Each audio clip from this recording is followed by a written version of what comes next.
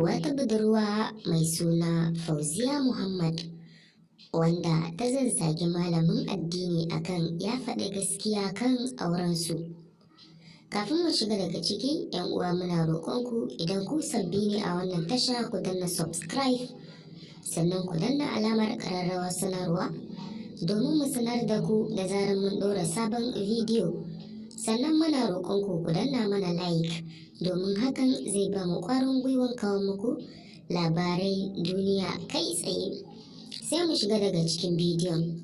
Kar ku manta ku saurari wannan bidiyo tun daga farko har ƙarshe. A cikin wata bidiyo da muka samu, mun ga yadda wani babban malami yake ba wa maza shawara akan matan da ya kamata su aura, sannan yake bayyana abubuwan da ya kamata su yi a lokacin da suka tashi yin aure.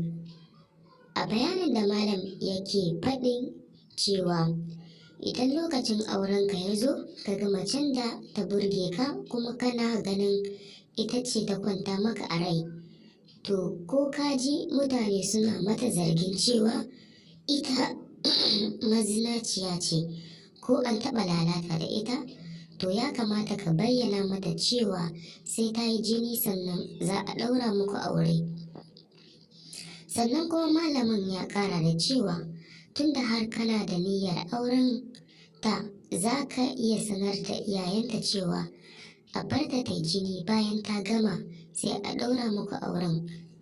Babu zancen kunya ko kuma wani abu daban, saboda hakan shine mafita domin gudun matsala. Bayan wannan bidiyon da malamin ya fitar ta bayyana a lokacin da yake wa'azin, sai wata matashiyar budurwa mai suna Fauziya Muhammad wanda take amfani da wani suna na daban a manhajar TikTok inda ake kiranta da Fizi1234. Fauziya Muhammad ta yi martani akan wannan magana da malamin ya yi, sannan ta yi zagi da wasu kalamai na daban ga malamin.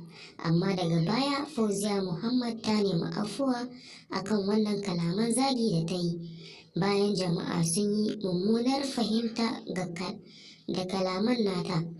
A takaice dai wannan shine, 'yan uwa ku danna like sannan ku danna subscribe sannan ku danna alamar ƙararrawar sanarwa domin mu sanar da ku da zarar mun ɗora sabon bidiyo.